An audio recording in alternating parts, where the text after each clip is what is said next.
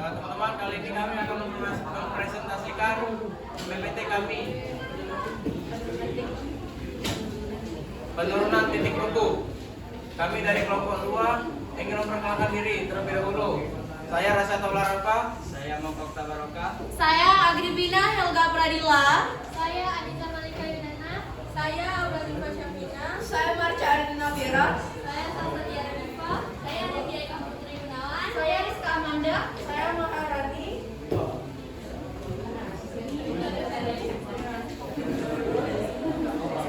Oke, teman-teman, kali ini di sini kami akan menjelaskan pengertian terlebih dahulu. Pengertian pertama akan dijelaskan sama Aurel. Baik, pengertian dari titik beku. Titik beku dari suatu cairan atau suatu larutan adalah suhu pada saat tekanan uap cairan atau larutan itu sama dengan tekanan uap pelarutan padat murni. Penurunan titik beku merupakan selisih antara titik beku pelarut murni dengan titik beku larutan zat terlarut dalam stabil. Selanjutnya, mengapa penurunan titik beku itu bisa terjadi akan dijelaskan sama Salsa. Mengapa bisa terjadi? Saat zat terlarut ditambahkan, partikel zat terlarut menghalangi molekul pelarut yang menyusun kristal es. Akibatnya, pelarut membutuhkan suhu yang lebih rendah untuk membeku. Ilustrasi sederhananya, air murni itu mudah menjadi es, sedangkan air ditambah garam, pembentukan esnya terhambat. Nah, itu adalah alasannya kenapa bisa terjadi. Selanjutnya, faktor-faktor yang bisa mempengaruhinya itu apa aja sih? Bisa dijelaskan sama Rizka. Faktor yang mempengaruhinya yang pertama adalah jumlah partikel zat terlarut. Semakin banyak partikel maka penurunan semakin besar. Yang kedua, modalitas atau M. Semakin pekat larutan, titik beku semakin rendah. Yang ketiga ada jenis pelarut atau KF. Setiap pelarut memiliki nilai KF yang berbeda. Yang keempat, faktor Von Hoff menunjukkan jumlah ion yang terbentuk. Itu adalah faktor-faktor yang mempengaruhi penurunan titik beku. Nah, penurunan titik beku ini juga memiliki kelebihan dan kekurangannya, teman-teman. Yang pertama, kelebihan bisa dibaca sama Aniza. Kelebihan ialah mencegah pembentukan es. Yang kedua, kemajuan sistem industri. Yang ketiga, berguna pada transportasi di negara yang bersalju. Nah, kekurangannya dijelaskan sama Marcia. Kekurangannya itu adalah garam berlebih dapat merusak tanaman, dan yang kedua itu menyebabkan korosi pada kendaraan ataupun di jalanan dan dapat mencemari lingkungan jika digunakan secara berlebihan. Jadi teman-teman, cara untuk menurunkan titik beku itu bisa kita menggunakan yang namanya garam. Dimana ketika garam itu dicampurkan pada titik beku itu bisa turun. Namun itulah memiliki kelebihan dan kekurangannya masing-masing. Seperti yang sudah dijelaskan sama Aniza dan Marcia, kelebihannya itu bisa mencegah pembentukan es. Jadi esnya itu tidak menjadi es lagi, kayak gitu nah. Terus kekurangannya itu garam lebih dapat merusak tanaman. Ketika nih di negara-negara bersalju ya, bukan di Indonesia, jalanan itu kalau sudah beku karena adanya air yang membeku, itu bisa menyebabkan licin, teman-teman. Kalau kita berkendara itu tidak baik, sehingga mengatasinya itu bisa menggunakan garam ditaburkan di jalanan, sehingga titik bekunya itu turun. Tapi itulah resikonya, tanaman-tanaman di kiri kanan itu bisa merusak. Selanjutnya ada beberapa contoh penurunan titik beku. Contoh pertama bisa dibaca sama Anin. Jadi ini ada contoh pertama dari penurunan titik beku. Ada kejadian menaburkan garam di jalan bersalju. Maka es lebih sulit terbentuk sehingga jalanan tidak licin. Nah, itu peran garam untuk menurunkan titik beku. Selanjutnya sama Mko. Jadi untuk contoh contoh kedua penurunan titik beku ialah pembuatan es krim campuran es dan garam membuat suhu turun sehingga adonan cepat membeku. Itu adalah contoh dalam membuat es krim, teman-teman. Supaya ini. Selanjutnya, Rasya. Nyangkut. Contoh antifreeze pada radiator mobil, mencegah cairan pendingin membeku saat cuaca dingin. Nah, mencegah pembekuan itu terjadi secara cepat. Selanjutnya, dua lagi dijelaskan sama Maharani. Lalu contoh yang ketiga adalah penyimpanan makanan larutan tertentu membantu mengontrol proses pembekuan. Salah satunya seperti ini guys, ada sebuah makanan yang disimpan dalam freezer yang ada garam membantu penurunan titik beku sehingga makanan tersebut lebih awet. Nah, dan terakhir, contoh yang kami cari itu adalah kesimpulan. Maharani boleh dibacakan kesimpulannya bagaimana?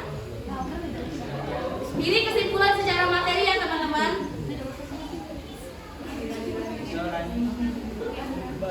Apa sih? Oh, belum ya?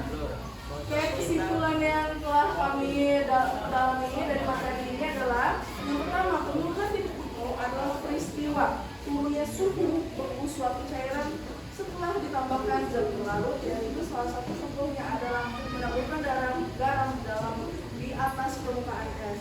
Lalu yang kedua adalah semakin banyak zat pelarut yang ditambahkan, maka semakin rendah titik bekunya. Semakin jauh titik bekunya yang harusnya 0 derajat Celcius, bisa saja setelah ditambahkan garam lumayan bisa turun sampai -10 derajat Celcius. Lalu yang ketiga adalah peristiwa ini banyak dimanfaatkan dalam kehidupan sehari-hari. Contohnya pada pembuatan es krim, terus cairan pendingin kendaraan, sama yang terakhir adalah pencairan salju di jalan. Jadi, itu adalah penjelasan singkat mengenai penurunan titik beku. Dari singkatan itu, apakah masih ada yang mau bertanya teman-teman dari materi-materi kami? Kurang jelas. Silakan angkat tangan teman-teman. Raise your hand. Oh ya, Rafa boleh? Oh iya. Apa mau tanya? Ada yang masih menurut kalian tuh bingung? Jangan kalian cari pertanyaan di ChatGPT. Menurut kalian bingung dari materi kami, boleh ditanyakan ya.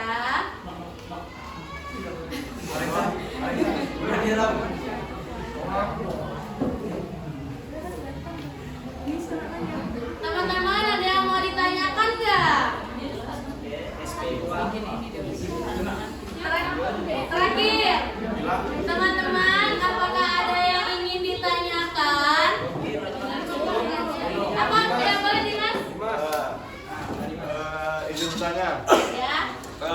Itu kan ada contoh gak ya? Ini apa tuh? Pembuatan es krim dari kaleng dengan apa? Dari kaleng pokoknya muter-muter itu. Itu apa tuh? Item. Itu es batu dicampur garam tuh itu termasuk agak dalam faktor itu. Aku materi kamu. Oh ya.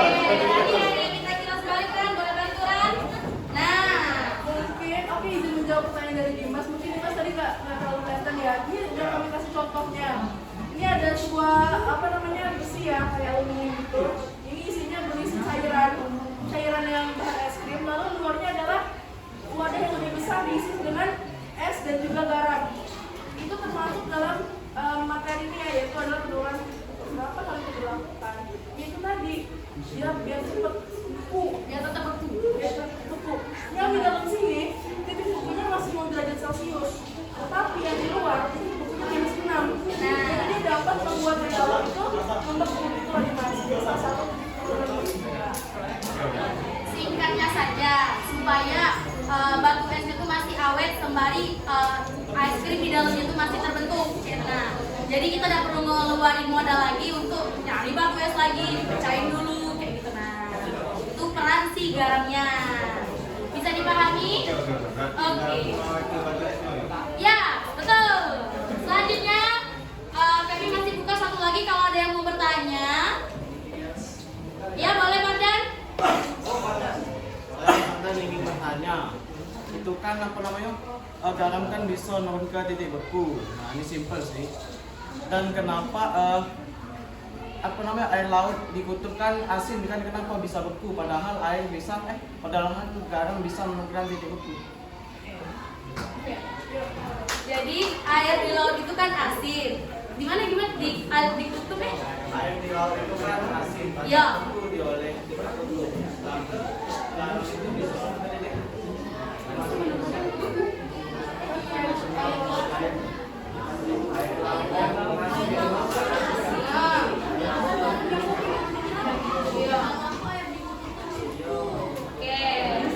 Yang pertama, faktor cuaca yang jelas. Kenapa kalau di kutub tuh air laut tuh bisa kayak beku itu kan, yang sampai bisa dibuat orang ice skating. Karena faktor beku itu bukan hanya saja dari garam atau semacamnya, tapi juga cuaca itu berpengaruh. Cuaca di daerah kutub, menurut saya itu adalah cuaca yang memang suasananya itu dingin. Saking dinginnya derajat Celciusnya itu bisa membuat seluruh air laut di sekitarnya itu bisa beku di permukaannya. Saya rasa di dalamnya itu tidak beku semua sampai dalam, paling permukaan saya rasa. Jadi mungkin jumlah partikel garam dibanding dengan cuaca ekstrim pada saat itu menang cuaca ekstrim. Jadi cuaca ekstrim itu bisa mengcover seluruh lautan itu. Tapi perlu diketahui, air laut itu tidak sepenuhnya beku, teman-teman. Di permukaannya beku, tapi di dalamnya kalau kita campur-campur gitu air masih tetap permukaannya yang beku itu tuh. Tapi memang cukup dalam sehingga manusia memijakkan kaki di sana itu tidak roboh kayak gitu, nah ya, tidak hancur kan. Tapi saya